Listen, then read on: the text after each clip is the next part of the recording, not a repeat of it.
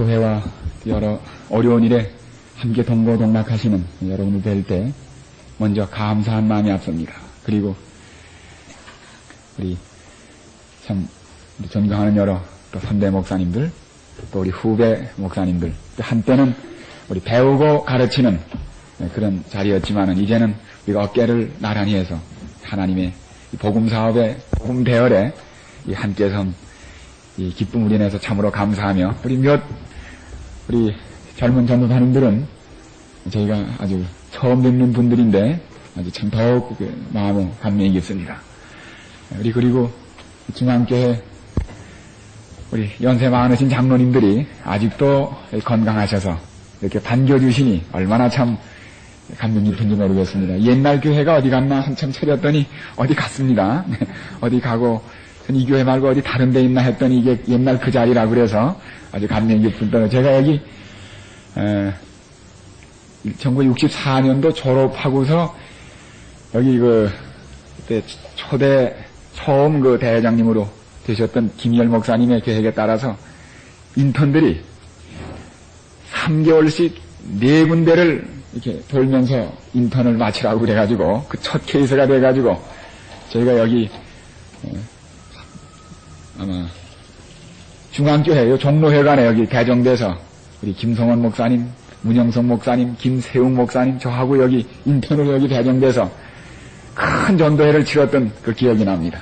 그래서 아주 이 중앙교회는 특별히 저에게 그 옛날 추억을 다시 새롭게 하는 그런 자리에 저희가 오늘 서서 이 짧지만 참 2박 3일 되는 이 몇 시간 동안 여러분들을 뵙고 이 만남의 기쁨과 함께 또 말씀을 통하여 은혜를 나누게 도와주신 것을 인해서 하나님께 감사드립니다. 여기 요한복음 12장에 있는 말씀, 요한복음 12장 20절에 있는 말씀을 저희가 먼저 한번 찾으면서 말씀을 시작하겠습니다. 요한복음 12장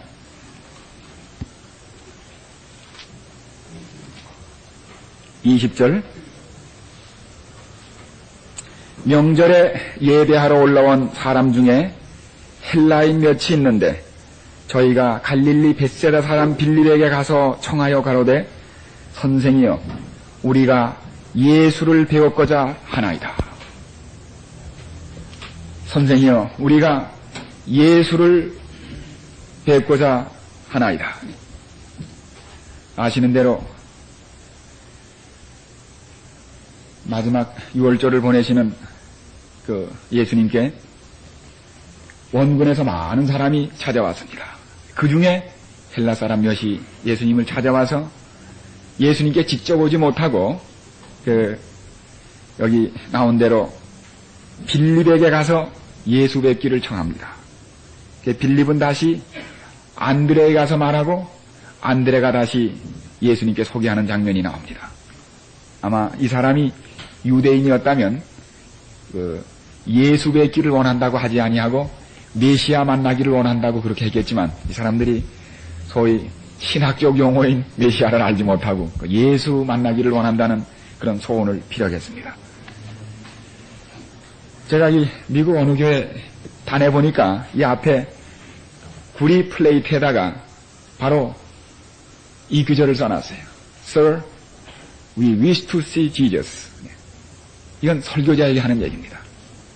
설교하시는 선생님, 회중들에게 얘기를 기록되어 있는 우리가 예수 보기를 원합니다. 사실 우리 신자들이, 백성들이 그 안식일과 집회 때 여기 자리에 앉을 때 그들이 말하지 않지만 그 영혼의 분명한 요구는 선생님, 우리가 예수 보기를 원하나이다. 바로 그 얘기일 것입니다. 틀림없이. 우리는 예수님을 세상에게, 백성에게 보여줘야 할 그러한 요구와 책임을 가지고 백성 앞에 서 있는 것이 아니겠습니까? 그래서 우리가 자주 집회나 이런 일이 있을 때마다 사람들이 강사를, 목사를, 설교하는 사람을 보지 아니하고 그가 제시하는 예수 그리스도를 보게 할 수 있다면 바로 그것이 우리의 궁극적인 목적이고 또 목표가 성취된 것으로 생각됩니다. 그래서 우리 이 설교나 이 기별에서 분명히 다 설교법에 나오지 않습니까? 시작은 사람에게 살아는 것입니다. 그래서 사람의 어텐션, 그 예수님이 설교를 시작했을 때 언제나 설교 시작엔 늘 백성들이 아주 익숙해 있는 제목으로 시작하십니다. 소위 유화의 법칙입니다. 그래서 이렇게 청중을 보신 다음에 농사꾼들이 있습니다. 농사 짓는 분들이 씨 뿌리는 비유를 말씀합니다. 그들에게 너무나 익숙한 주변에서 일어나는 얘기이기 때문에 사람이 배울 때 갑자기 알지 못하던 것을 배우는 것이 아니라 이미 아는 것을 통하여 모르는 것을 배우는, 이게 우리 배우는 교육 과정이 아닙니까? 그래서 유화의 법칙을 써야 하는 이유가 무엇인가 하면은 모르는 것은 아는 것을 통하여 배울 수밖에 없습니다, 인간이. 그래서 돌아보실 때 여자들이 앉아 있습니다. 부인네들이. 갑자기 예수님은 천국은 마치 그 여자가 무릎을 가루 서말석에 넣은 어떤 그 여자와 같으니, 똑같은 얘기지만 한 청중만이 어텐션을 갖고 연결시킨 게 아니라 여자들을 보니까 어부들이 있어요. 천국은 마치 사람이 어부가 그물을 쳐서 고기를 끌어낸 다음에 나누는 것 같이. 이래서 모든, 그리고 그 진리에서 시작하여 그들을 무한한 하늘에 영원한 길, 참 심지어는 그 고기를 잡은 다음에 다시 나누는 것 같은 조사심판과 같은 그런 그 참 다른 것으로 설명할 수 없는 깊은 진리를, 너무나 평범한 주변의 진리, 유화의 법칙. 그래서 우리가 이 어텐션을, 그래서 먼저 이 적어도 티칭이나 설교는 그게 아닙니까? 듣는 사람들의 마음을 사로잡아서 그가 데려가기를 바라는 어떤 목표까지 데려가는 것입니다. 그래서 이 어떤 때는 저희가 설교나 티칭을 하다 보면 열심히 하는데, 땀을 내서 하는데 듣는 신자들은 좋은 것입니다. 이건 마치 이 기관차가 출발을 해서 열심히 가는데 화통하고 연결이 안 돼가지고 화통은 저기 그냥 뒤에 있는 것과 같은 현상이 일어나지 않습니다. 그래서 먼저 이 조인트를 딱 집어가지고 그 다음에 끌고 가야 이게 끌려오는데, 첫 번 이 유화의 법칙이 이루어지지 않으면 혼자 가가지고 우리가 듣는 사람, 배우는 사람으로 하여금 같이 따라오지 못하게 하고 뒤에 쳐주는 수가 참 많습니다. 네, 그래서 우리가 예수를 사람들에게 보여줘야 하는데, 그래서 어떤 방법으로 보여줘야 하는가? 문제는 거기에 있습니다. 우리가 예수를 백성에게 보여준다 하는 점에 있어서 우리가 다를 때 아무 이의가 없지만 문제는 어떻게 예수를 보일 것인가? 우린 그 방법이 너무나도 분명히 예수님이 부활하신 다음에 보여주신 모본에서 찾게 됩니다. 우리 예수님께서 3년 반 동안 그 제자들과 함께 다니시면서 참 보여줄 건 다 보여주셨습니다. 이적도 보여주시고, 참 이적 중에 최고의 이적인 죽은 사람을 살리는 이적도 보여주시고, 떡도 만들어 배도 불려주시고. 그런데 그 제자들이 십자가와 함께 다 떨어졌습니다. 그리고 우리는 이 사람이 이스라엘을 구속할 자라고 믿었었노라. 모든 것은 수포로 돌아갔습니다. 이런 제자들, 그토록 많은 이적과 예수님의 많은 가르침을 받고도 떨어진 이런 제자들을 예수님이 부활하신 다음에 어떻게 뒷수습하셨는가요? 뒷수습. 어떻게 뒷수습을 하셨길래 이 사람들이 그 다음에 뭡니까? 물불을 모르고 예수 그리스도를 위하여 죽도록 만들었냐 이겁니다. 죽도록. 네? 그들이 그렇게 했기 때문에 오늘날 그리스도의 복음이 온 세상에 전파되는 게 아니에요. 어떻게 하셨느냐 이겁니다. 저는 그런 관점에서 이 누가복음 24장을 여러 번 읽고 여러 번 생각했습니다. 그리고 최근에 이걸 제가 읽은 다음에 제가 그동안 신학교에 좀 있었죠. 한 해 제가 인턴을 했습니다. 인턴은 톡톡히 했습니다. 한 해 동안에 용산교회 인턴을 했고, 그 다음에 천호동교회 인턴을 했고, 그 다음에 여기 전도회 인턴을 하고 하니까 아주 한 해지만 인턴은 할 만큼 했습니다. 아주 고되게. 네. 저희 하고는 그게 이상적이 아니라는. 왜냐하면 이 모든 목사님들을 3개월로 인턴 한번 쭉 돌리니까 그 다음에 이제 인턴을 떼서 오는 겁니다. 사역자를. 그 교회가 가만히 있습니까? 대회장님이 그만 견디질 못하셨어요. 대사무소에 와서 매번 여러 목사님들, 전도사들이 나가셨는데 만만 보이고 다 다른 데 옮길 겁니까? 그래가지고 저희가 처음이자 마지막이었습니다. 그러면은 다시는 그렇게 하지 않았습니다만, 그래서 제가 1년 목회를 한 다음에 학교에 부름이 있었습니다. 제가 그때 분명히 말씀드린 건 신학교에 가서 장차 목사님이 되실 그런 우리 젊은 형제들을 하자면 5년은 목회 있어 하지 않겠냐 이거예요. 우리 일반 교회에서 그렇게 하지 않습니까? 그래서 내가 5년 목회 한 다음에 불러주시면 그때 제가 들어갈 마음이 있다고. 그러나 그때 학교 사정이 좀 급한 게 있었나 봐요. 그래서 지나갔는데 이번에 제가 미국에 가서 이런 사정으로 나중에 개인적으로 말씀을 드려야 이런저런 사정으로 참 목회를 시작했습니다. 근데 목회도 이렇게 아주 참 한국처럼 사람이 많은 이런 대중 목회가 아니라 거긴 저희 있는 데는 특별히 베런 스프링스, 배럴 크릭 거기는 배틀 크릭은 한국 사람 전체가 한 150명 됩니다. 그 중에 우리 교인이 거의 절반이고 그러니까 우리 교회밖에 없어요. 그다음에 베런 스프링스에도 거기 한국 사람 얼마 없는데 다 우리 학생 가족. 그래서 전도할 수 있는 사람은 이미 다른 교인이에요. 장로교회나 그 밖에 다른 교인들이고 그물은 안 내고 전부 낚시입니다. 거기 전부 낚시 외에는 할 게 없어요. 그 다음에 저 있는 동네에 또 이 공장이나 이런 게 없고 전부 소위 의사들, 주로 우리 신자들이 의사가 대부분이에요. 이 배럴 크릭의 교인들 중에 의사가 9가정이니까요. 그래서 여기 옛날 위생병원 시니어 닥터들이 거기 다 모여 계십니다. 그리고 제가 있는 베른 스프링스에도 우리 의사 가족이 한 8가족 되시고, 그래서 대개 이 구도자들이 누군가 하면 전부 그렇게 비슷한 분들이 비슷한 분을 이렇게 접촉하게 되기 때문에, 그 다음에 이제 노틀댐이 가깝기 때문에 저희한테서 노틀댐의 교수나 또는 거기 PhD를 하러 온 소위 스스로 지성인이라고 생각하는 사람들, 그런 사람들이 구도자예요. 이 사람들을 이미 또 다른 교회에 대개 다니고 있고, 이 사람들을 전도하여, 개인 전도입니다. 다르게 할 다른 방법이 없어요. 전도회를 한 번도 안 했어요, 거기서. 할 필요가 없으니까.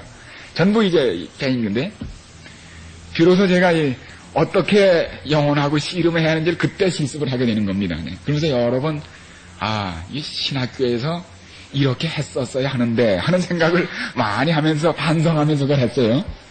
그래서 제가 누가복음 24장을 보면서 예수님이 부활하신 다음에 성경 말씀도 다 알고, 그렇죠? 그들이 어렸을 때부터 성경 배운 사람들의 제자들이 이적 볼 거 다 보고, 그러나 십자가와 함께만 다 떨어진 사람들을 어떻게 하셨길래 이걸 다시 헌신시키고 믿게 하여 주님을 위하여 복음을 위하여 죽도록 만들었는가? 그 비결이 뭘까? 그리고 24장을 여러분이 읽어봤습니다. 그랬더니 아주 분명한 게 뭔가 하면 바로 이거 아닙니까? 네. 그래서 여기 보면 그날 엠마오로 향하던 두 제자 얘기가 13절에 나옵니다. 이제 다 생략하고요. 예수께서 저희 곁에서 동행하시나 저희의 눈이 가리워 그인 줄 알아보지 못, 옆에 계신데 못 알아보는 겁니다. 예수님께서 묻습니다. 무슨 일이 생겼느냐고, 왜 기색이 슬프냐고. 제자들이 대답합니다. 당신 그것도 모르냐고. 예수님께서 주신 대답이 무엇입니까? 25절, 가라사대 미련하고 선지자들의 말한 모든 것을 마음에 더디 믿는 자들이여, 그리스도가 이런 고난을 받고 자기의 영광에 들어가야 할 것이 아니냐 하시고, 이에 걸어가시면서 하는 겁니다. 지금 이에 모세와 및 모든 선지자의 글로 시작하여 모든 성경에 쓴 바 자기에 관한 것을 자세히 설명하시니라. 길 가시면서 뭘 하셨는가 하면은, 야, 나 부활한 예수다. 너 몰라보겠니? 손 한번 보여줘. 옆구리 보여줘. 안 그러시고, 우리 같아서는 그럴 것 같지 않습니까? 물적 증거가 있어? 그렇게 안 하시고 어떻게 하셨어요? 성경 공부 다시 하자 이겁니다. 어디서부터요? 모든 성경. 이 신약입니까? 구약입니까? 구약입니다. 아시는 대로. 신약은 그 후에 훨씬 뒤에 나왔습니다. 60년, 70년 다 그 후에들 나왔습니다. 구약 성경을 모세 창세기부터 다시 공부시킨 겁니다. 이것도 걸어가시면서. 그리고 설명하시면서, 이게 예수는 거의 이제 연마에 왔을 때 더 가려는 것 같이 하시니, 영화 중에 아주 프리텐드 했다고 그랬어요. 가시는 것처럼 이렇게 하신 겁니다. 그랬더니 저들이 강권합니다. 선생님 말씀은 전에 우리가 다 들은 겁니다. 들은 거예요. 이들이 어렸을 때 들은 얘기입니다. 근데 정말 우리 마음에 새로운 빛이 있습니다. 우리에게 새로운 희망과 새로운 확신을 준 선생님, 이렇게 헤어지지 마시고 뿌리를 뽑으십시다. 그래서 어떻게 했어요? 강권하여 집으로 모시고 갑니다. 날이 저물고 그래서 하루 유하면서 뿌리를 뽑자는 겁니다. 예수님이 이때 이 제자들이 12제자는 아닙니다만 이 제자들이 아마 거기서 예수님과 그냥 나그네로 헤어졌더라면 다시는 그 길에서 동행하던 그가 누군지를 모를 뻔했습니다. 그들이 강권했습니다. 예수님은 이 구원의 진리를 우리가 가르치는 많은 구조도들에 그렇지만은 그 진리에 대하여 무관심한 사람은 그대로 지나친다는 사실입니다. 진리를 사모하고 강권하는 사람은 예수님께서 한 번도 뿌리치지 아니하시고, 지금 예수님이 바쁜 일조입니다. 아시는 대로 부활한 첫날이거든요. 하실 일이 많은데 이것은 일부러 그들을 우연히 만난 것이 아니라 사실은 그들을 만나러 오신 거 아닙니까? 그리하여 함께 유하시고 들어가셔서 드디어 저희와 함께 음식 잡수실 때 떡을 가지사 축사하시고 떼어 저희에게 주시매 눈이 밝아져 그인 줄 알아보더니 드디어 그들은 아마도 그 십자가에 못 박힌 예수님의 못자국을 그때쯤 봤을 것이다. 그리고 그것이 방금 길에서 연구한 하나님 말씀의 뜻을 깨닫게 하는 계기가 됐을 것입니다. 저희 눈이 밝아져 그인 줄 알아보더니 예수는 저희에게 보이지 아니하시는지라. 저희가 서로 말하되 길에서 우리에게 말씀하시고 우리에게 성경을 풀어주실 때 우리 속에서 마음이 뜨겁지 아니하더냐. 곧 그들의 마음은 복음으로 뜨거워졌고 드디어 육신의 눈으로 보지 못하던 부활의 주님을 말씀을 통하여 다시 보게 됐다는 사실입니다. 그러므로 부활한 예수님을 만나는 길은 말씀을 연구할 때 비로소 보인다는 사실입니다. 이 똑같은 일이 제자들에게 있지 않았습니까? 제자들이 두려워 있을 때 아마 많은 사람이 말하는 대로 우리 성경 가르치다 보면은 내가 예수님 한 번만 보면은 꿈에라도 한 번 보면 느꼈다는 사람이 많이 있는데 이 제자들의 반응이 어땠습니까? 예수님께서 나타나시니까 제자들이 여기 보니까 어떻게 했어요? 오히려 무서워하여 영으로 알고 어떻게 했습니까? 의심이 생겼어요. 그러므로 성경을 연구하지 않고 예수님을 만나면 예수님이 어떻게 여겨지는 거예요? 헛개비로 여겨지는 거예요. 헛개비. 오늘날 많은 교회들이 성경을 연구하지 않은 채 성령운동에 들어가면 예수님을 만나는 게 아니라 도깨비를 만나요. 도깨비를 봅니다. 성령이 아니에요, 사실은. 말씀을 통하여, 부활한 예수님은 말씀을 통하여 발견되겠다 하는 바로 그 순서입니다. 그래서 예수님이 자기를 귀신으로, 헛개비로 생각하는 이 제자들 앞에서 어떻게 하셨습니까? 똑같은 방법입니다. 14절. 이르시되 내가 너희와 함께 있을 때 너희에게 말한 바 곧 모세의 율법과 오경이지요. 선지자의 글과 시편은 히브리 성경 세 부분 중에 마지막을 말하는 성문서 하기오그라파를 대표하는 글이기 때문에 시편만이라는 뜻이 아니고 모세오경, 선지서, 그 다음에 성문서를 나머지를 포함한 전체를 말씀하지 않았습니까? 나를 가리켜 기록된 모든 것이 이루어져야 하리라 한 말이 이것이라 하시고 이에 저희 마음을 열어 성경을 깨닫게 하시고 그 다음에 또 이르시되 이같이 성경에 기록한 대로 그리스도가 고난을 받고 제3일에 죽은 자 가운데서 살아날 것과 그의 이름으로 죄사함을 얻게 하는 회개가 예루살렘으로부터 시작하여 모든 민족에 전파될 것을 성경을 통하여 확신시켰을 때 드디어 그들의 마음은 확신으로 가득 찼고 불붙었고 그 결과로 온 세상은 복음화되지 않았습니까? 그래서 오늘날도 이 방법 이상 더 좋은 방법은 있다고 생각되지 않습니다. 저는 그래서 제가 한번 이 초생하고 관계없이 제가 빨리 좀 마친 다음에 목사님들에게 제가 그동안 짧은 시간에 성경을 알고 있는 사람들에게 어떻게 전도했는지 그 강목 중에 몇 개를 제가 좀 한번 제작서해서 나눠드리려고 하는데, 제가 언제나 첫 번 성경을 배우는 사람에게 창세기부터 가르칩니다.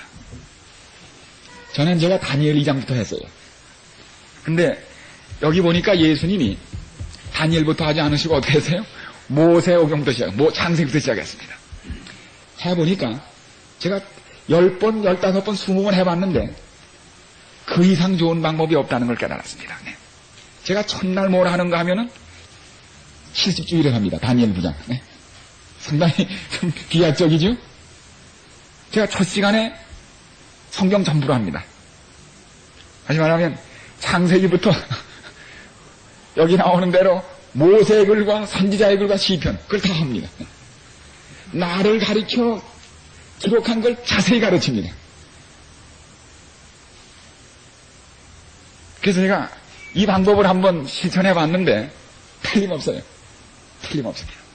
제가 지금도 그 장로교회 그 부부가 의사고 방금 저희 동네로 이사 오기 전에 이분이 거기 디트로이트라는 곳에 있는 분인데 아주 큰 장로교회가 거기 많아요. 거기서 단단히 그 훈련을 받고 교육을 받고 온 분이에요.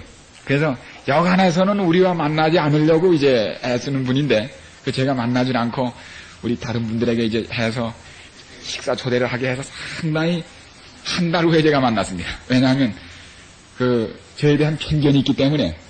그래서 만난 다음에 성경 공부를 시작했습니다. 이 창세기부터 했습니다. 그래가지고 첫 시간이 끝났는데 이분이 가만히 있어. 이 방학 동안에 우리 아이들을 좀 데려올 테니까 가르쳐 주시겠습니까? 한 3시간 만에 참 제가 이렇게 성경을 분명히 가르치는데 사람들이 안 읽게 돼서 오해하고 있는 경우가 참 편견이 있는 데가 많죠. 그랬더니 다 얘기하는 거예요. 네? 사실 주의사항을 많이 듣고 왔느라고. 그래서 이제 그분이 자기 남편 두 분이 다 부부가 의사인데 연세들이 좀 50대 들어간 분들입니다. 빨리 미국 갔다 한국 갔다 와서 좀 기다리고 있어요. 성경 공부는. 그래서 이 예수님 방법이 최고의 방법이었습니다. 그래서 구약을 통하여 그리스도를 보이는 길입니다. 오늘 이 표상은 사실은 이 방법 가운데 하나입니다.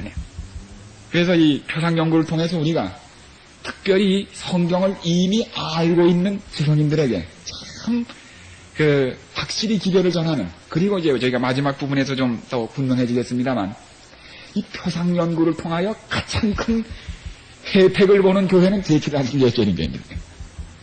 표상은 특별히 성소는 최근에 우리 교회에서 이 표상에 대하여 요새 관심이 일기 시작했습니다. 그 포드 사건 이후로. 왜냐하면 이 포드의 생처리, 성소 문제가 나올 때 이 성소가 표상의 일부입니다. 그래서 이 표상 연구를 하지 않을 수 없게 됐어요. 그래서 이게 최근에 일어난 하나의 그 관심이기도 합니다. 그래서 앞으로 저희가 이 표상 연구를 통해서 받는 그런 실제적인 유익이 우리 자신의 문제뿐 아니라 우리가 직접 영혼을 구원해서 전도하고 가르치는 일에 어떤 그런 새로운 도움이, 여러분이 이미 가지고 계신 계획 아주 훌륭하지만은 혹 도움이 되기를 바라고 또 그렇게 활용되기를 바라는 마음이 간절합니다. 우리 이 표상을 타이폴로지라고 합니다. 표상학이라고 소위 아시는 대로 두 개의 말이 모여되지 않았습니까? 그래서 우리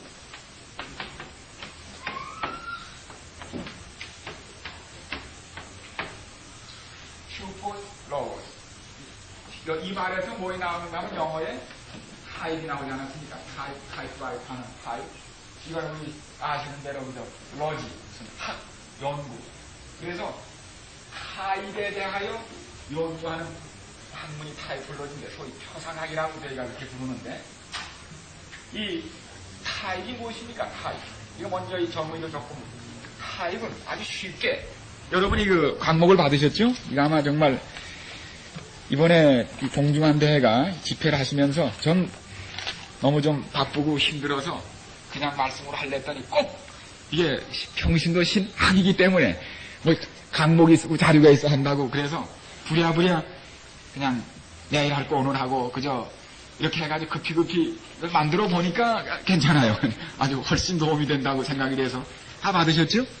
네, 다 받으셨고 그저 그 부수가 나무형 우리 방청하시는 우리 그 분들에게도 좀 돌아가게 되길 바랍니다. 네, 그래서 여기에 우리 첫 번째 페이지 성서표상학 강의요강 1번에 뭐 거기에 대한 약간의 설명이 있습니다. 이 타입, 이 활자를 여기 보면 인쇄된 이걸 보면 이건 활자 인쇄입니다. 이걸 보면은 뭘 생각합니까? 이걸 있게 한 뭐 있습니까? 활자가 있습니다. 활자. 이게 타입입니다. 소위 타입으로 친 타입입니다. 그러나 틀림없이 이것을 있게 한 활자가 있는 게 틀림없습니다. 그래서 이것은 디켜진 타입이고 이것을 있게 한 것이 소위 원형이라고 하는 소위 안티타입 원형으로 부르지 않습니까? 우리가 연구하는 건 이 활자의 원형이 아니라 뭡니까? 이것입니다. 그런데 이것은 어떤 원형을 전제로 또는 의하여 만들어지거나 남겨진 바 구체적으로 볼 수 있는 상징이나 사물인데 정의입니다. 성경의 경우 그리스도를 통한 구원을 구체적으로 미리 보이게 하여 프리피거레이션입니다. 하나님께서 지정하시고 오데인드 감독하신 관리하신 슈퍼인텐디드 특별한 인물들 사건들 제도들로 모두 역사적 사실임과 동시에 예언적인 면을 가지고 있다. 이런 걸 전제로 한 번 더 말씀을 좀 좋겠습니다. 자, 첫째로 이 표상에 포함되는 분야가 셋인데 첫째는 인물입니다. 인물. 혼자 엉뚱한 깜짝 놀랐습니다. 인물. 첫째는 인물인데 성경에 나오는 그 많은 인물 중에 누가 표상인지 누가 어떻게 하냐 이게. 오늘도 대학에서 제가 말씀드렸습니다만 많은 분들이 저도 왜 이 표상을 잘못하면 가만히 듣고 보면 불러대고 찍어다 붙이는 이사이더라고요. 그렇게 한 것입니다. 그럴 듯한데 너무 우리 이번에 그걸 분명히 해야 됩니다. 분명히 하겠습니다. 첫째, 이걸 이제 매 시간마다 조금씩 섞어서 말씀드리겠지만, 자, 인물 중에 도대체 누가 예수님의 표상이 되느냐, 우리 예수 그리스도, 예수님 그리스도라고 하는데, 우리 그리스도, 우리 크라이스트, 이게 어디서 나왔습니까? 헬라어로 뭡니까? 크리스토스. 또 어디서 나왔습니까, 이거는? 크리오입니다. 기름을 붓다는 기름, to anoint. 그래서 기름 부음을 받은 사람을 크리스토스, 크라이스트, 그리스도입니다. 그 다음에 우리, 영어로 우리 메시아를, 한국의 메시아. 이건 어디서 나왔습니까? 마시아입니다. 마시아. 그래서 이거는 어디서 나왔습니까? 마시아에서 나왔습니다. 기름 역시 기름 붓다. 기름 부음을 받은 자. 그래서 메시아입니다. 그러니까 그리스도나 메시아는 다 같은 것 아닙니까? 기름 부음을 the anointed. 그런데 성경에 기름 부음을 받고 그 직분에 임하는 오피스에 들어가는 세 직분이 있습니다. 이게 뭡니까? 왕. 다윗이 기름 부음을 받았습니다. 또 제사장. 또 누굽니까? 선지자입니다. 그래서 이 크리오, 크라이스트라고 하는 이 말 자체가 뭘 제공하는가 하면 누가 그리스도를 대표하는 표상이 될 수 있는지를 하는 하나의 클루가 됩니다. 단서가 됩니다. 그래서 여기 선지자입니다. 그 다음에 왕입니다. 제사장입니다.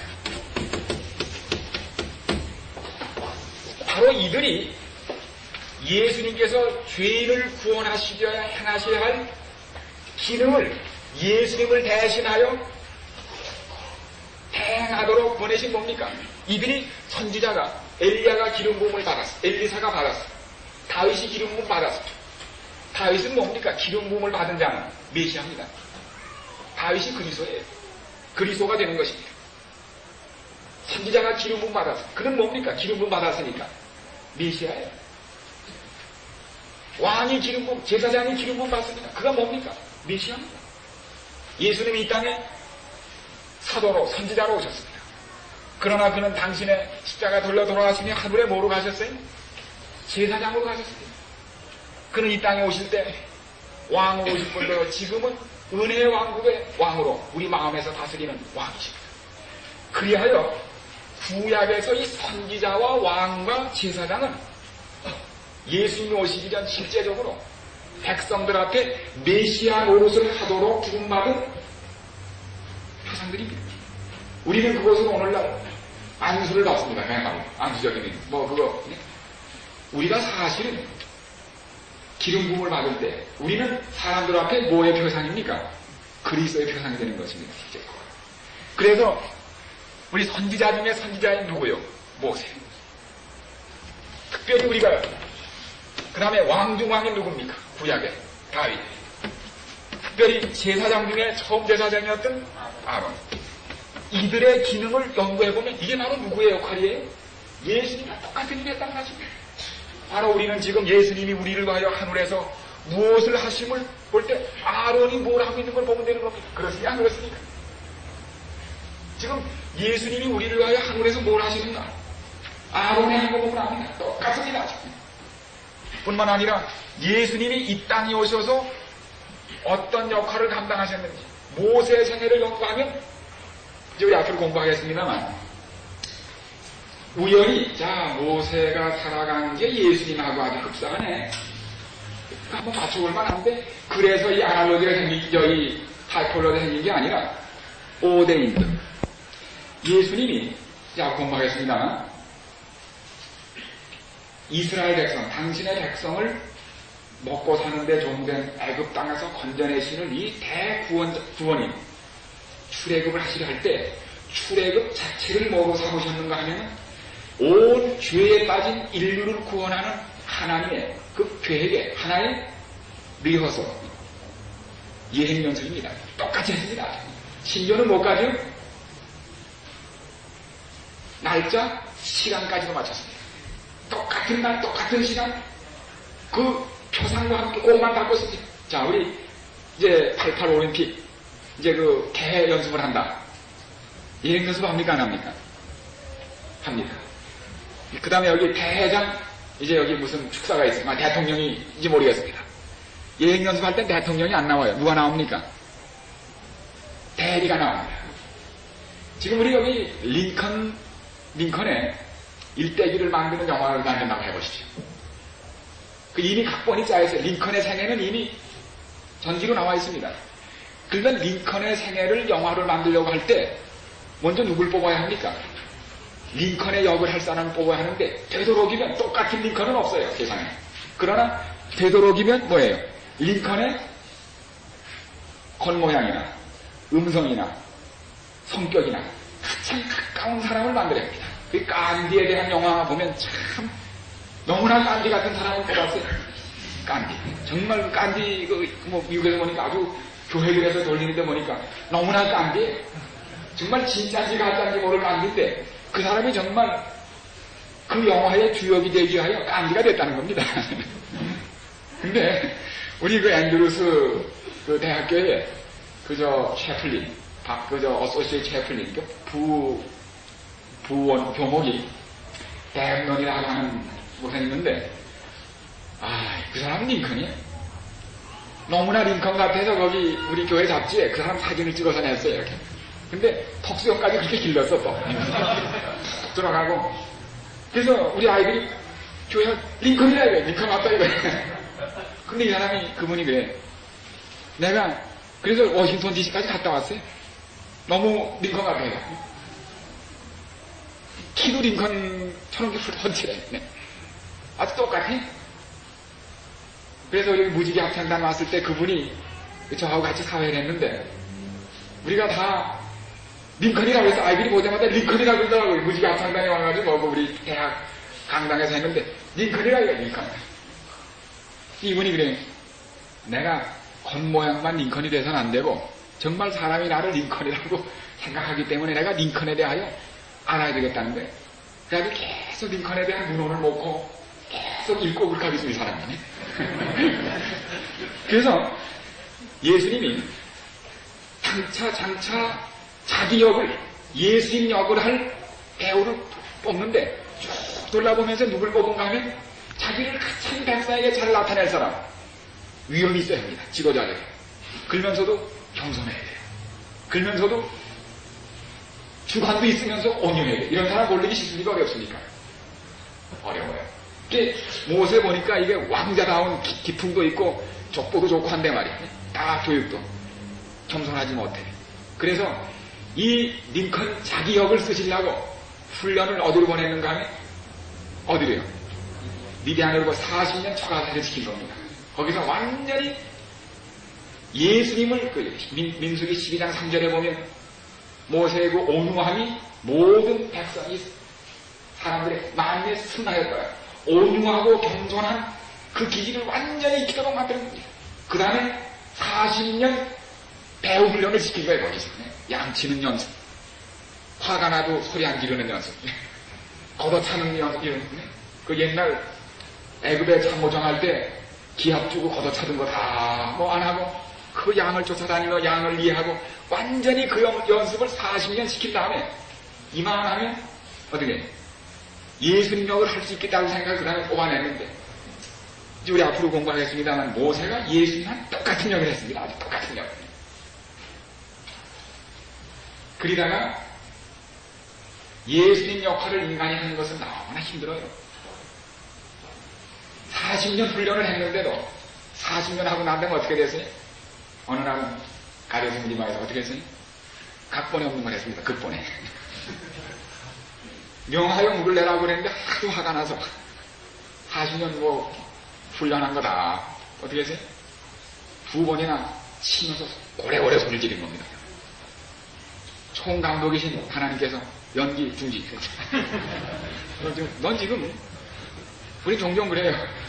하나님 너무 하시라고 그렇게 40년간 정말 감점 하나 없이 잘한 그 모세를 한 번 실수했다고 옷 뺏기냐고 하지만 옷을 벗길 수밖에 없는 건 지금 그는 무슨 역을 하고 있는 거예요? 예수님 역을 하고 있는 거예요. 그건 옷을 벗긴 겁니다. 태역이. 이제 그 다음에 우리 뭐 여호수아가 대역을 하도록 이제 그건 다음번에 하겠습니다. 그 다음에 옷을 벗긴 다음에는 개인적으로는 그에게 후대해서 참 수고했다고. 뭐 너니까 40년 내 역을 했지 누가 하겠느냐고. 그리고 아주 즉시 보내지 않습니까 이렇게. 그래서 이 타이폴로지는 꿰어 맞히는 게 아니에요. 오데인드 뽑은 겁니다. 예수님이 인간을 위해 하신 역할을 대행하기 위해 뽑고 뿐만 아니라 슈퍼린텐디 감독하신 겁니다. 그래서 우리가 이제 앞으로 그 허메니티칼 키를 제가 찾겠습니다만 아무나 찍어붙이면 안 됩니다. 여기 열쇠가 있어야 합니다. 그 원칙에 안 맞으면 안 됩니다.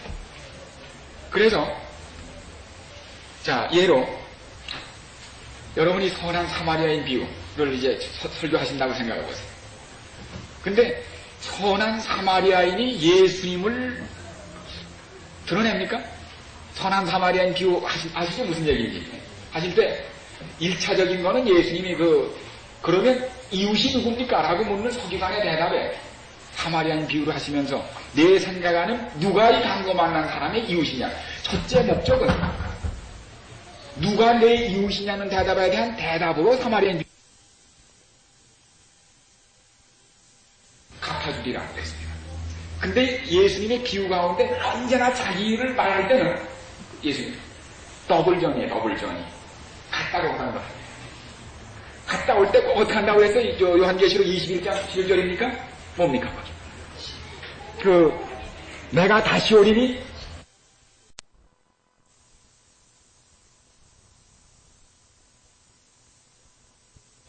내가 다시 오리니 내게 두 쌍이 내게 있어 각 사람의 행한 대로 갚아주리라. 그 사인이 있어요, 거기. 그게 허메니티컬 킬이다. 그 예수님이 1차적으로는 그 사람의 대답에 대답하시면서도 다른 비유 말씀하실 때 어떤 사람이 왕위를 받아오려고 먼 나라로 갔는데 꼭 옵니다. 주인이 뭘 맡기고 갔는데 꼭 옵니다. 한 다음에 행한 대로 갚아줍니다. 이 사마리아의 비유에도 그런 이중적인 의미를 가지고 이 선한 사마리아인이 가장 인간에게 가까운 이웃은 예수님입니다.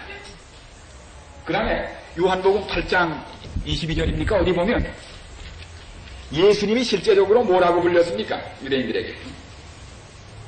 여기 보면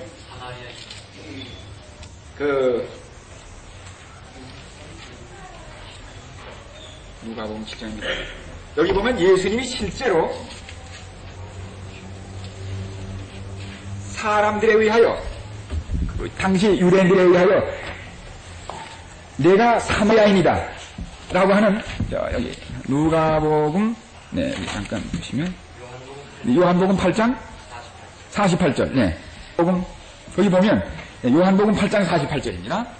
요한복음 8장 48절에 보면 실제로 예수님이 그때 당시 사람들에게 사마리아인이라고 하는 지칭을 받았댔어요. 그래서 예수님께서 이 사마리아의 비유를 말씀하실 때 다른 사람들이 가지고 있는 그런 어떤 오해지만은 개념들을 여기 포함한 것을 알 수 있으면서, 그러나 이게 어거스틴 같은 사람은 비약해가지고 그러면 여관주인은 누구냐? 사도 바울이라 이거예요. 이런 식으로 그 꾀에 맞춰가는데 이건 뭡니까? 그런 식으로 하면 또 딴 얘기가 돼버려요. 그래서 어디까지 우리가 이 해석을 적용하고 그 다른 해석의 원칙에 서야 하는 것은 아주 상당한 우리의 지성과 객관적인 이 이해를 잘 가지고 쓰지 않으면 듣는 사람으로 하여금 또 실제로 성경에서 빗나가는 수가 참 많습니다. 그래서 비슷하기 때문에 맞추면 이건 표상학이 아니라 아날로지입니다. 유추입니다. 이걸 더 극대화해서 여기 나오는 여관주의는 사도 바울이고 뭐 이런 식으로 쭉 나가면 그거는 알레고리가 됩니다. 은유라는 거예요. 그래서 완전히 성경하고는 관계없는 하나의 픽션처럼 돼버리고 맙니다. 그래서 이 표상을 우리가 연구할 때 꼭 뭘 잡아야 하는가 하면 원칙을 가지고 있어야 합니다. 원칙.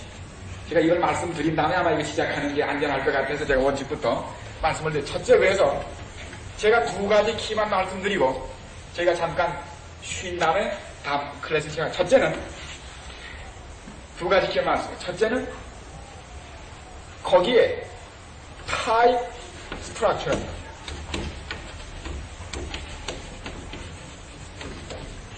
다시 말하면 큐퍼스 스트럭처입니다.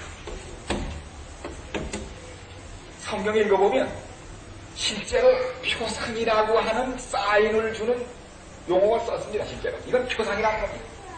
그러면 그걸 잡으면 됩니다.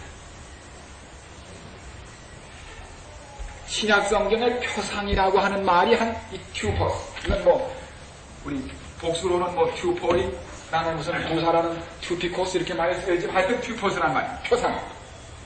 이 말이 특별히 이건 원어로 그걸 밝혀야 합니다. 읽어보다가 표상이라는 타입이라는 말이 나오는 걸 잡아보면 거기에 힌트가 있는 거예요.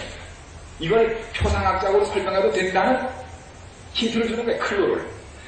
이게 약 20군데 나오는데 읽어보면 이것은 그 문맥하고 관계없이 쓰여진 것들, 이것들은 빼야 합니다. 왜냐하면 그건 보통 단어로 쓴 게 있어요. 보통 단어, 뭐 이런 평상.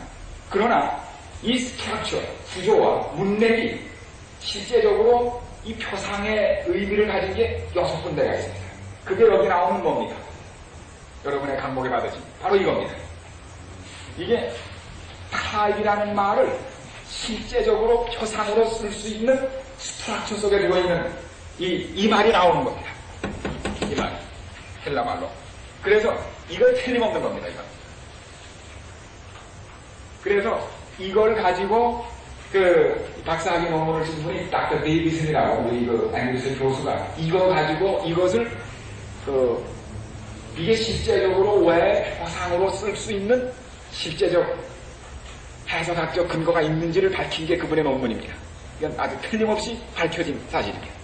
이것을 둘로 나누면 하나는 어떤 건가? 이 표상이 두 가지 차원입니다. 과거에 꼭 있는 그 성질을 제가 한 7가지 나중에 말씀드리겠는데, 이 꼭 표상은 과거에 있었던 사건이나 사실을 꼭 씁니다. 없었던 거 쓰지 않습니다. 과거에 있었던 것을 나중에 그것이 그 실체가 이루어집니다. 다시 말하면 이때 벌써 이미 이렇게 이루어질 계획을 여기에 실현한 것뿐입니다. 이런 것들을 우리가 수평적 표상이라고 하면, 이 수평이니까. 그 다음에 히브리서 8장 5절과 9장 24절은 아시는 대로 성소에 관한 표상입니다. 이런 것들은 하늘에 있는 것의 표상이다. 이것은 하늘에 있는 것을 땅에서 했기 때문에 뭡니까? 수직적 표상이라고. 그래서 두 부류로 이것을 나눕니다. 둘째는 이것이 정말 표상이냐 아니냐. 제가 이 표상학을 배운다면 혹시 어떤 분들이 모든 것을 표상으로 하다가 혼란이 일어나는 그 경우가 없기를 바라서 제가 말씀드립니다. 두 번째는 이것이 표상이었음을 나중에 신약성경이 확인해 줍니다. 신약성경 이게 정말 표상으로 주셨던 것이 이루어졌음을 실제적으로 신약성경이 확인합니다. 신약성경의 확인이에요. 뉴테스타먼트에 확인이 있습니다. 적어도 이 둘을, 이 둘 이외에도 있지만 이 둘만 가지고 확인해도 이게 표상인지 아니면 우리 마음대로 갖다 사람들이 붙이는 건지를 얼른 알아볼 수 있도록 이 둘만 가지고 있어도 이것이 확실해집니다. 그래서 우리 오늘 아마 다음 시간과 마치자면 한 5분 남짓 쉬시고 들어오셔서 그 다음에 우리가 오늘 첫 번째 제목인 아담 타이폴로지를 첫 번째 시작하겠습니다. 그 다음에 틈틈이 저희가 이 표상학에 대한 일반 그 서론적인 것을 시간 틈틈이 넣어서 공부하도록 그렇게 하겠습니다. 한 5분 쉬시고 들어오시면 좋겠습니다. 두 번째 페이지가 되겠습니다. 아담 표상, 우리 아담 타이폴로지입니다. 로마서 5장 14절에 있는 말씀 본문을 저희가 읽고서 말씀을 시작하겠습니다. 로마서 5장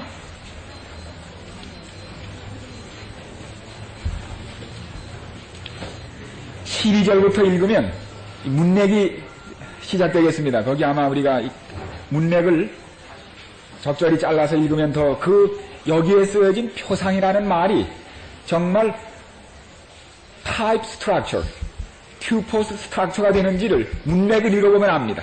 12절. 이러므로 한 사람으로 말미암아 죄가 세상에 들어오고 죄로 말미암아 사망이 왔나니 이와 같이 모든 사람이 죄를 지었으므로 한 사람의 범죄로 모든 사람이 죄인이 됐습니다. 사망이 모든 사람에게 이르렀느니라. 죄가 율법이 있기 전에도 세상에 있었으나 율법이 없을 때에는 죄를 죄로 여기지 아니하느니라. 그러나 아담으로부터 모세까지 아담의 범죄와 같은 죄를 짓지 아니한 자들 위에도 사망이 왕노릇하였나니 아담은 오실 자의 표상이라. 여기 표상이란 말이 소위 튜파스가 나옵니다. 아담은 오실 자의 표상이라. 그런데 오실 자라는 말은 마태복음 11장 3절에 보면 오실 리가 당신이니까, 또 우리 창세기 49장 10절에 보면 실로가 오시기까지, 시편 118편 26절에 동일한 표현들, 예수님은 장차 오실, 창세기 3장 15절에서 약속된 장차 오실 여인의 후손으로 계속 성경에 이해되고 믿어지고 기다려졌습니다. 또 요한복음 6장 14절에도 그 예수님이 오실 그 선지자인 그 오실이라고 하는 개념이 계속됩니다. 그 다음에 우리 고린도전서에 나오는 그 말씀 동일한 말씀이기 때문에요. 어떻게 해서 아담이 오실 자의 표상이 될까? 아담이 창조될 때 그는 누구의 형상을 쫓았습니까? 네, 하나님의 형상을 따라 지음받은 그러한 존재였습니다. 그 하나님이 여기 인간의 원형이신 우리 예수 그리스도가 계시고, 그 다음에 이 원형에서부터 누가 떠내졌습니까? 아담이 떠내집니다. 이 아담은 인류를 위하여 뭐 해야 하는가 하면은 오리지널 카피가 돼야 합니다. 그래서 아담이 어떻게 됩니까? 생식을 위하여 둘이 둘로 하와와 갈라지고 그 다음에 다시 이거 하와가 되지 않습니까? 아담이 우리 갈라져서 결국은 아담과 하와가 되지만 이게 사실은 한 몸입니다. 근데 이 일이 나중에 자녀를 낳을 때 소위 감수분뇨를 통하여 아버지의 어머니의 그 영적체가 반으로 나눠지면서 반쪽이 또 합쳐서 뭐 됩니까? 반쪽씩 합쳐서 우리 아이가 됩니다. 그래가지고 이 아이를 통해 다시 하나로 돌아가는 그런 우리 생물학적인 그건 참 재미있어요. 근데 이 아담은 이제 모든 인류는 아담에게서부터 나오도록 되어 있습니다.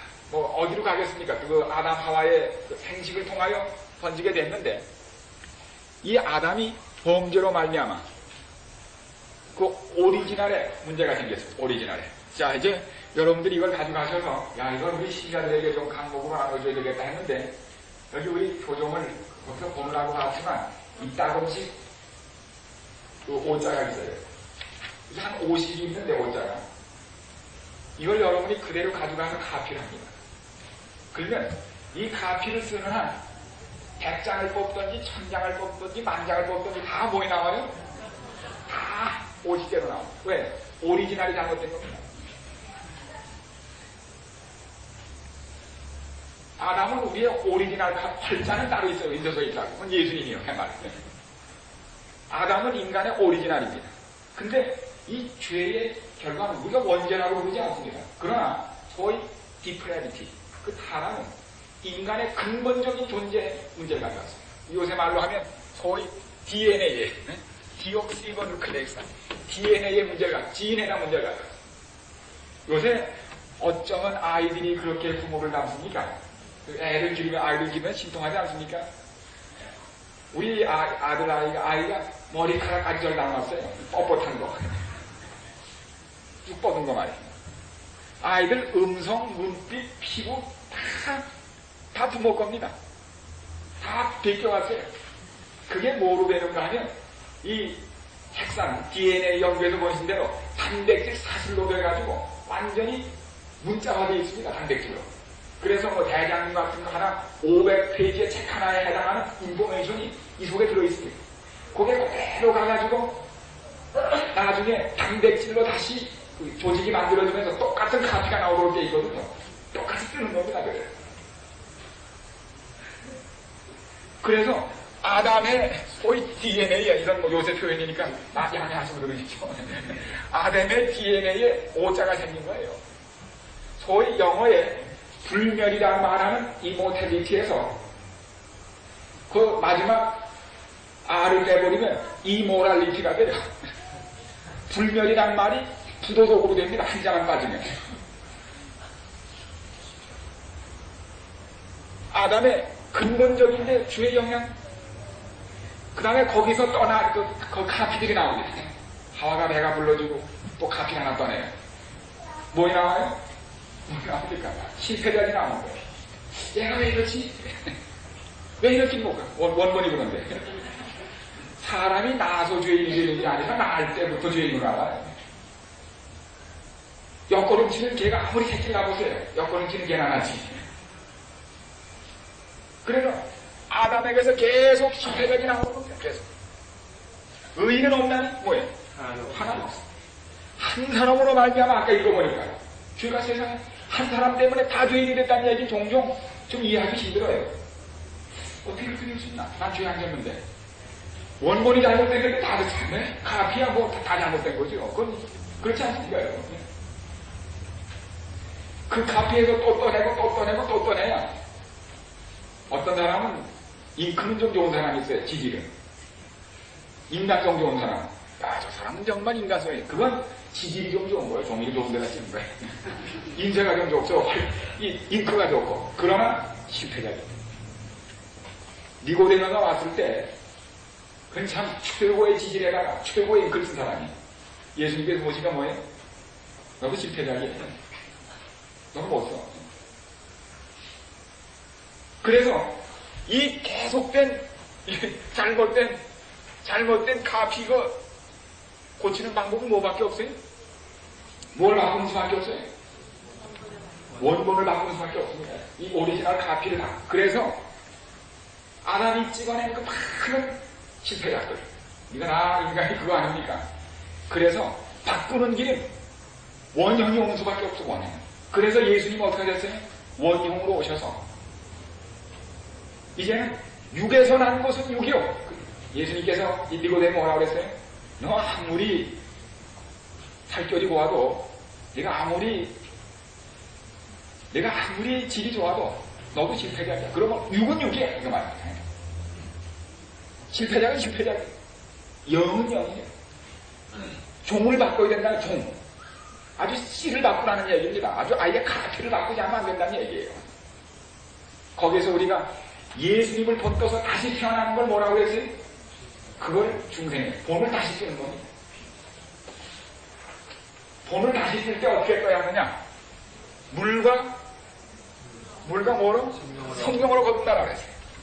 왜 갑자기 물과 성령으로 거듭나라고 했는가? 니고데모가 얼떨떨했어요. 창세기 1장 1절 읽어보세요. 창세기 1장 1절 2절. 태초에 하나님이 천지를 창조하시고 땅이 공하고 흙을 떠나요. 흑암이 깊음 위에 있고 하나님의 신은 수면에 운행하시더라. 뭐이 나와요? 신. 성령이 나옵니다.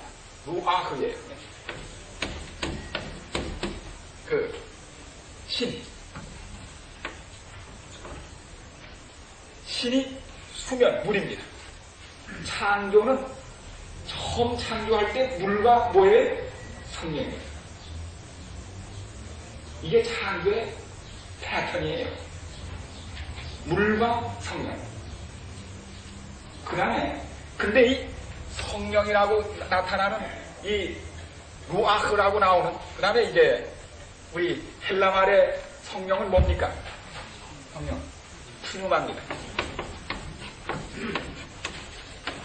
푸뉴마인데, 이게 루아흐도 그렇고, 푸뉴마도 그렇고, 성령으로 쓰면서도 꼭 동시에 뭐로 써요?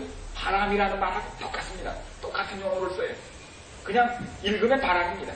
예를 들면 예수님이 니고데모 보고 성령 얘기를 했어요. 물과 성령으로 거듭나야 돼. 니고데모가 무슨 말인지 못 알아들어요. 이 사람 봐.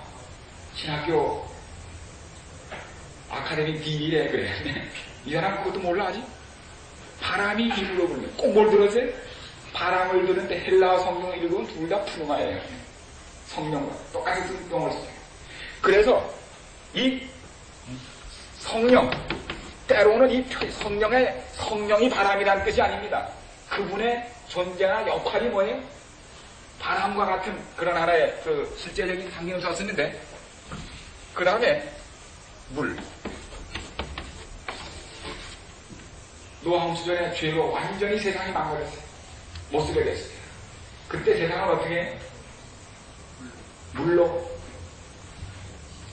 완전히 멸망시킨 다음에 다시 창조가 시작되나, 재창조가 시작되나 할 때 뭐이 불어요? 바람이 붑니다. 다시 말하면 루아흐가 불어요. 베드로전서 3장을 보세요. 베드로전서 3장. 이게 무슨 경험이라고 성경에 말했는가? 이게 여기 표상절에 나오는 그 수평적 표상절에 나오는 규절입니다. 여기 보면 베드로전서 3장 21절에 보면 노아의 얘기를 했습니다. 이제 하나님이 오래 참고 기다리실 때 순종치 아니하던 자들이라 방주에서 물로 말미암아 구원을 얻은 자가 몇 명뿐이니 겨우 8명이라. 물은 예수 그리스도의 부활하심으로 말미암아 이제 너희를 구원하는 편이 곧 신이라. 노아 홍수 때 이 노아의 8가족이 겪은 경험이 뭐예요? 신의 경험이에요. 물에서부터 재창조된 경험입니다. 그 다음에 이스라엘 백성이 물과 성령의 패턴이 계속되는 거예요. 재창조에. 그 다음에 이스라엘 백성이 애굽에 가서 먹고 종살이하다 완전히 못 쓸 사람 됐어요. 아주 인간 퇴물이 됐습니다. 그들을 다시 하나님의 백성으로 재창조하실 때 어디로 끌고 들어오셨어요? 하나님께서? 그들을 어디로요? 물로 또 끌고 들어오셨어요. 물. 그 다음에 그 물을 지나면서 뭘 봅니까? 바람이 불고 성령에 하시는 그 표상의 이 얘기는 그냥 적절히 말씀드리는 게 아니라 고린도전 10장에 보니까 이게 뭐예요? 그들이 홍해에서 뭘 받았다고요? 모세에 속하여 침례를 받음으로 하나님 백성으로 재창조되는 것입니다. 예수님이 니고데모에게 물과 성령으로 겁나라고 하실 때 그게 뭘 의미해요? 창세기를 다시 시작하는 얘기입니다. 뽕을 다시 뜨라는 얘기예요. 예수님이 침례 가서 또 어디로 들어가세요? 어디로 또 들어가세요? 물로 또 들어가실 거라. 왜요? 창세기 1장 2절입니다. 그게. 뭐 임합니까? 성령이 많은데 뭐처럼 임해요? 비둘기. 성령이 또 누구의 성령이네? 이 마리아에게 예수님의 탄생이 통보됐을 때 마리아가 깜짝 놀라요. 이런 일이 어떻게 있을 수 있습니까? 생물학적으로 불가능합니다. 이때 천사가 뭐라고 대답해요? 성령이 내게 임하시고 지극히 높으신 자의 능력이 내게 너를 덮으리니 오고 쉐도우다. 그것의 히브리 말로 헬라 말은 에피스키아도인데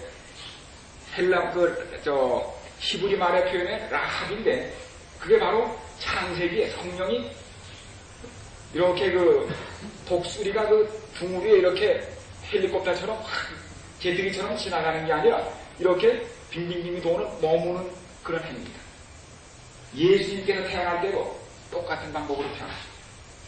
우리 사람이 어디서 태어나요? 사실상 물속에서 태어납니다. 9개월 동안 어디 있어요? 양수 속에 있어요. 물속에서 태어나요. 실제적인 사람도. 거기 성령의 능력이 임하시면서 예수님도 그렇게 태어나셨어요. 사실. 박명호는 조물태라고 그러는데 버림없는 사람. 그런 엉터리가 있어요. 세상에. 신성모독이지. 창조의 패턴이 있어요. 패턴. 그래서 예수님이 물과 성령으로 거듭나라고 하실 땐 창세기부터 당신이 창조하셨던 그 패턴, 그분의 백성을 죄에서 꺼낼 때마다 쓰셨던 그 패턴을 쓰신 겁니다. 침례가 바로 그것이죠. 침례. 그리고 노아의 8 식구가 홍수에서 겪은 경험은 뭡니까? 일종의 영적 뭐였어요? 침례가 베드로서는 신약에서 그걸 확인해 줍니다. 그렇기 때문에 아까 말씀드린 대로 꼭 표상을 확인할 때는 신약성경에서 어떻게 돼요? 신약성경에 컨펌을 받아야 합니다. 그래야 안전하고 성경적이에요. 자꾸 찍어다 붙이는 건 안 됩니다.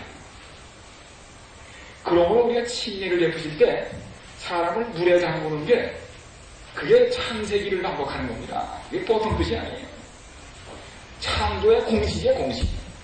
그럼 성령이 임하시고 설명할 수 없는 어떻게 이런 일이 일어날 수 있습니까? 라는 그 일이 일어나는 것입니다. 이 의미를 안다면 세례 되겠어요? 안 되겠어요? 세례. 이게 얼마나 성경의 창조 공식 패턴 위반이라는 생각하면 세례가 들어올 자리가 없어요. 물 뿌리는 예식 이런 게 예수님이 얼마나 이 패턴을 중시하시는지 우리 보지 않습니까? 그래서 무식하면 그렇게 하게 됩니다. 사람들이 정말 알지 못하면 성경에도 정말 세례는 이 패턴에 통할 수가 없어요. 그러면.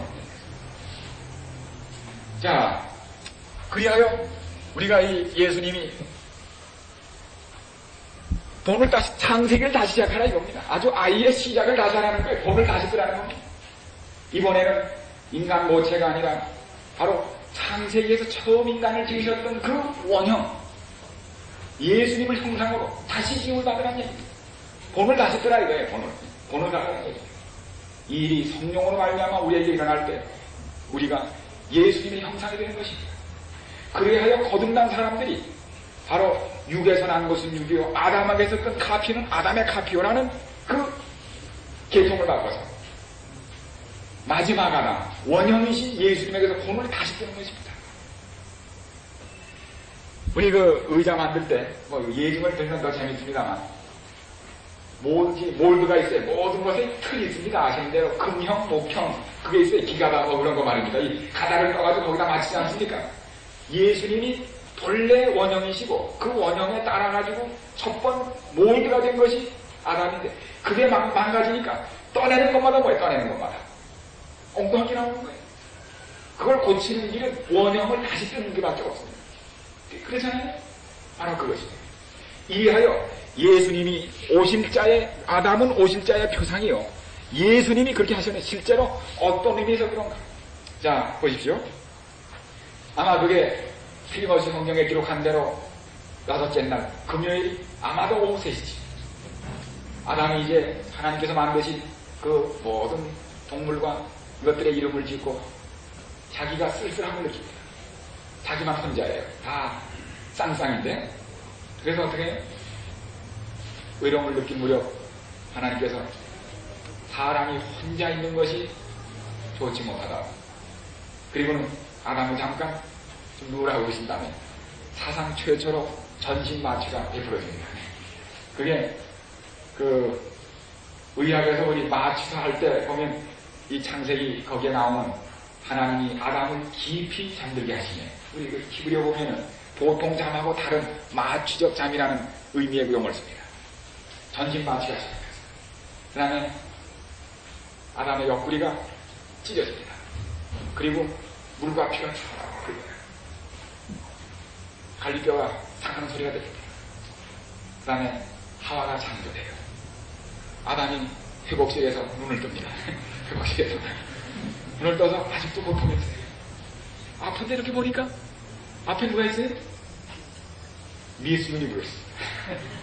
일찍이 보지 못한, 그 전에 읽지도 않았지만 말이에요. 일찍이 보지 못한 전무후무한 참 아름다운 여인이 놀라워서 있는 거예요.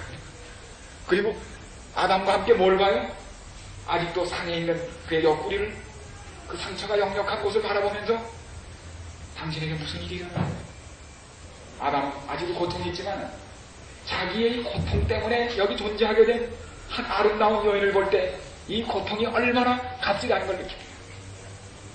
당신은 내 고통의 대가요. 내 삶의 삶이야. 그렇게 말할 때 여기 아담이 어떻게 했을까요? 자기 고통에도 불구하고 하와가 감격과 놀라움으로 아담을 바라보고 있을 때 아담이 내 고통의 대가인 당신, honey, I love you. 하와가 어떻게 했을까요? 당신의 고통의 산물이 내가 어떻게 당신을 사랑하지 않겠어? I love you too.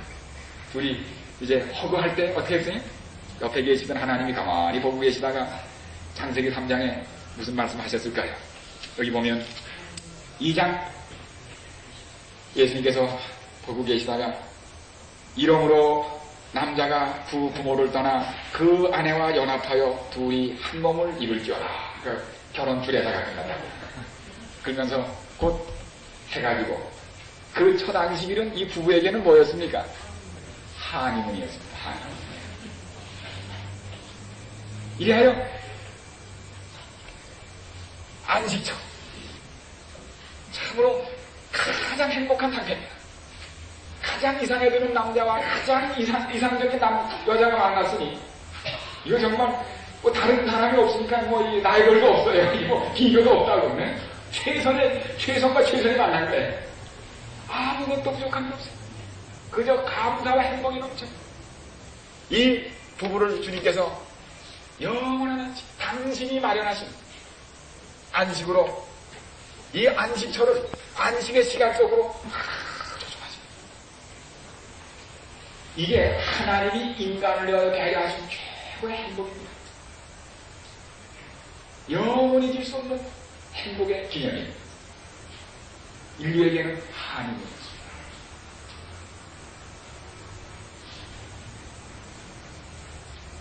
그런데 이 하와의 창조는 범죄 전입니다. 이 하나님이 아담의 고통을 통하여 하와를 창조하신 것은 인간이 범죄하지 않았어도 그렇게 하셨습니다. 왜요? 진정한 사랑은 어디 위해서요? 희생에 기초합니다. 범죄 전도 그래요. 진정한 사랑은 희생에 기초합니다. 희생하지 않는 사랑은 사랑이 아니에요. 그건 라브라고 하지 않고 뭐라고 해요? 라이크라고 해요. 라이크. 고양이는 쥐를 사랑하진 않지만 좋아해요. 지금 많은 젊은이들이 사랑하지 않지만 좋아해요. 서로를 자기 욕심을 채우는 좋아하는 거 그걸 사랑으로 깜빡 오해하고서 그만 하다가 일이 저질러지죠. 진정한 사랑은 범죄 전에도 희생이 처하게 되어 있습니다. 그 후 범죄로 말미암아 이 행복이 깨어집니다. 이제는 아기 싸움이 벌어져요.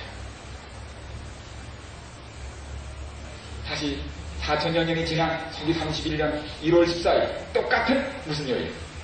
여섯째 날 4시 오후 3시 우리 저 요한복음 19장에 보면 둘째 아담이 어떻게 돼?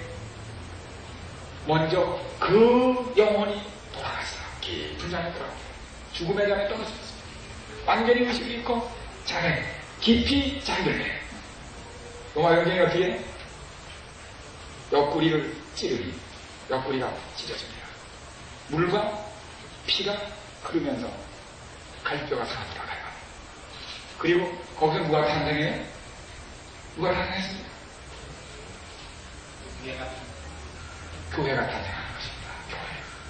그래서 교회가 뭐예요? 교회가. 우리 교회가 그리스도의 뭡니까? 영적인 뭐예요? 신부 안에요. 하와란 말입니다. 하와. 물과 피가 있는 거예요.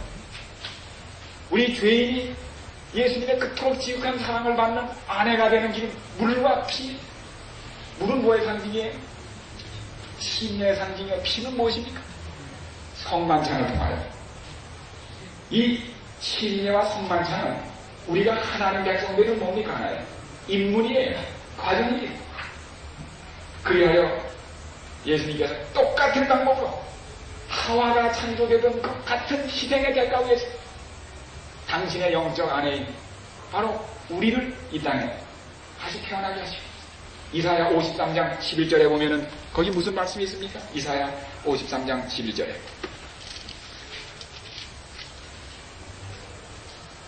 가라사대 그가 자기 영혼에 수고한 것을 보고 만족히 여길 것이라. 예수님은 자기의 그 십자가의 고통을 통하여 이 영혼이 상실된 당신의 백성들이 구원받는 것을 인하여 만족해 하실 것이라고 말씀했습니다. 이리하여 우리는 둘째 아담인 그리스도의 희생을 통하여 다시 태어난 뭐가 되는 것입니까? 영적인 하와가 됐다고 하는 사실은 얼마나 놀라운 표상입니까? 그런데 여기 보면 역시 아담을 지으신 하나님은 참 마치 이 부모가 말이죠. 부모가 자식을 낳으면 자식 낳는 데는 책임이 있다. 영광은 잠시고 참 책임이 큽니다. 이 자식 잘못한 모든 누가 누구한테 돌아와요? 부모에게 돌아와요.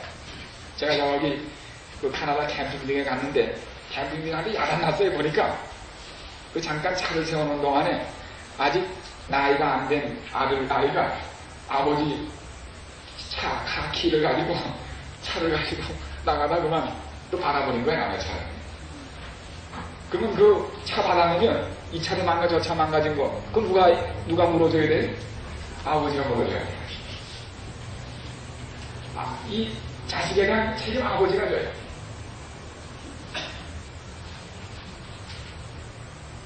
예수님께서 범죄한 다음에 아담의 모든 범죄, 비록 자기 잘못 선택으로 지어진 잘못이지만 그 책임을 당신이 지시는 모습을 우리는 십자가에서 보게 된 것입니다.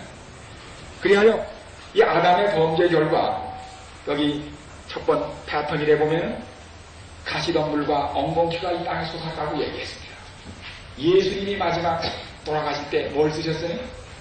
가시관을 쓰셨습니다. 그것은 아담의 범죄 때문에 나아진 바로 그 상급을, 그 가슴 아픈 정말 이마 따가운 일을 당신이 당하신 것입니다. 여러분 자식 잘못하면 정말 이마에서 피가 흐르는 경험합니까? 정말 이마에서 피가 흐르는 경험을 하는 것입니다. 그 불순종하는 자식, 일 저지르는 자식들분들 경험하지 않습니까? 이마에서 피가 흐르는 경험을 해요. 이마에 땀이 흘러요. 예수님께서 겟세마네에서 기도하실 때 그 땀방울에 피가 섞여 떨어지더라는 그 땀. 종신토록 수고하여야 먹으리라 하던 그 말씀대로 예수님은 수고하고 무거운 짐진 자들은 다 내게로 가져오라. 그 책임을 내가 지겠다. 그 다음에 아담이 범죄한 다음에 제일 먼저 일어난 현상 중에 하나가 뭐였어요? 옷 벗기를 당했습니다. 예수께서 돌아가실 때 어떻게 하셨어요? 옷벗김을 당하셨어요. 옷벗김을 당한다는 것은 수치에 그칩니다. 옷벗김은 창피해임이에요. 여러분, 자식 잘못 두면 부모 망신합니다. 창피하네요. 하나님이 아담의 범죄 때문에 망신하셨어요. 예수님 돌아가실 때 옷벗김 당한 채로 돌아가셨습니다. 하나님이 아담 때문에 망신하셨습니다. 그 모든 망신이 다 당하셨습니다. 그리고 아담이 죽어야 하는 죽음을 누가 죽으셨어요? 예수님이 대신 죽으셨습니다. 흙으로 돌아가는 그 죽음을 당신이 당하시고 범죄한 결과로 이 땅에 임한 저주를 창세기 3장 17절의 저주를 나무에 달린 자마다 저주를 받은 자라고 하는 그 말씀대로 당신이 나무에 달리심으로 십자가에 달리심으로 인간의 모든 저주를 당신이 당하심으로 아담의 모든 범죄의 책임을 누가 지신 것입니까? 둘째 아담, 참 아담을 있게 하신 우리의 마지막 아담이신 예수님 다 당신에게 지시고 드디어 자기에게서 새로운 주님의 형상을 지닌 당신의 새로운 자녀들을 기대하시면서 물과 성령으로 거듭나라고 하는 이 요구를 우리에게 하시는 것 얼마나 놀라운 교통사입니까 그분이요. 그리하여 여기 우리 이 아담의 표상 가운데서 우리가 몇 가지를 첫째 찾게 되는데 범죄와 그 결과와 그 보상과 회복을 분명히 보게 됩니다. 하와의 창조와 아담의 희생, 교회의 탄생과 그리스도의 희생을 우리가 그 표상과 그 성취를 분명히 보게 됩니다. 뿐만 아니라 하나님께서 이 6일 동안에 천지를 다 만드셨을 때 천지와 만물이 다 이르니라. 하나님의 지으시던 일이 일곱째 날이 이를 때 마쳤다고 하시는 그 말씀처럼 그 지으시던 일이 다함으로 일곱째 날에 안식하셨다는 말씀대로 예수님께서 범죄한 인간을 다시 본을 뜨시고 본을 다시 뜨시면 그 모든 책임을 지시고 돌아가시던 날은 본을 다시 뜨시고 중생의 길을 열어주시던 날은 바로 이 날은 무슨 날이요? 예비일이요 안식일이 다 되었다고 말씀했습니다. 그 예수께서 돌아가실 때 다 이루었다.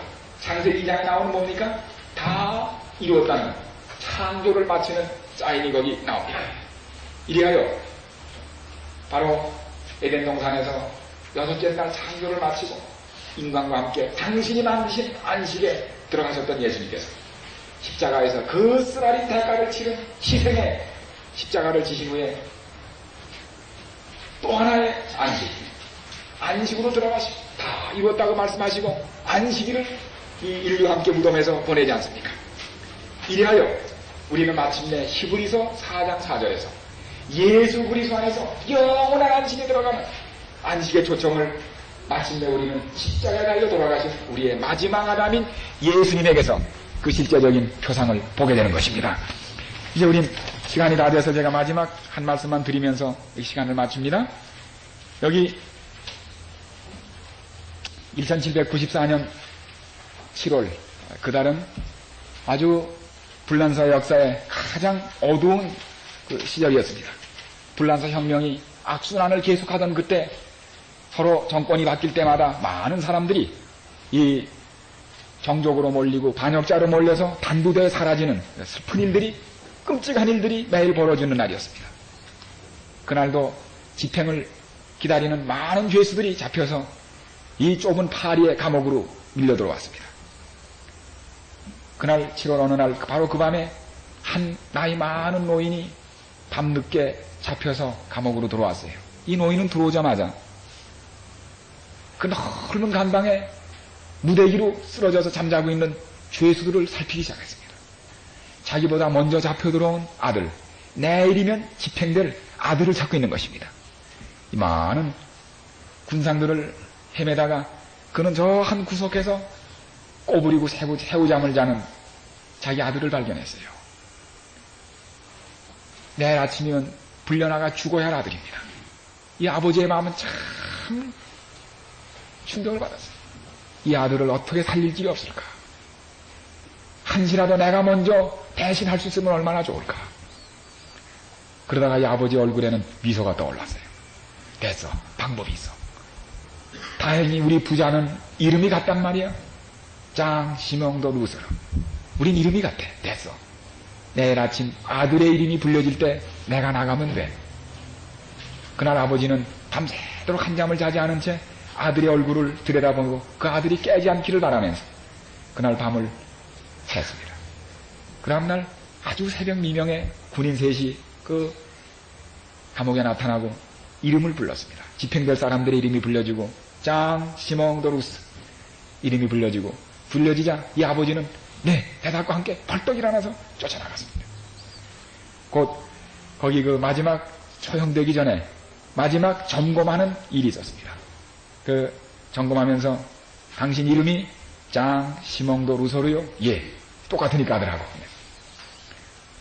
나이는 37. 아닙니다. 73입니다. 아들은 37이고 아버지는 73이었어요. 그랬더니 그 기록관이 stupid mistake. 잘못 기록했구만. 37으로 써야 할 걸 73으로 써야 할 걸 잘못 썼구만. 고친 다음에 그대로 형장으로 보냈습니다. 아버지의 목은 그날 잘리고 말았습니다.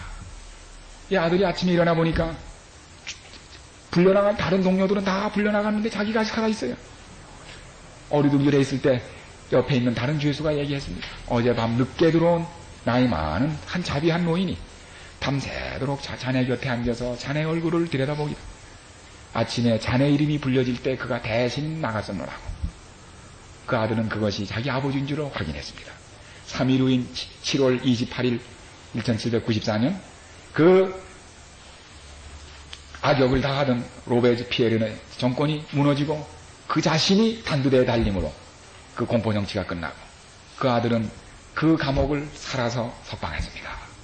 여러분이요, 아담의 범죄로 우리가 죽게 되었을 때 똑같은 이름을 가진 다른 아담이 오셨습니다. 똑같은 이름.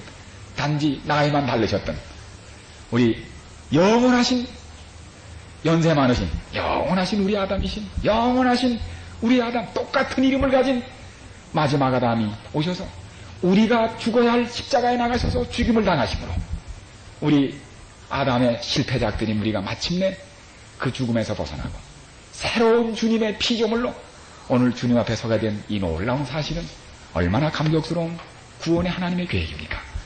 그러므로 우리가 이제는 그리스도 안에서 새로운 피조물이라 이전 것은 지나갔으니 보라 새 것이 되었다는 이 재창조된 감격과 기쁨을 우리 자신이 가지고 다른 사람에게 전하는 이 복된 기별의 주의 백성들이 되기를 간절히 바라면서 우리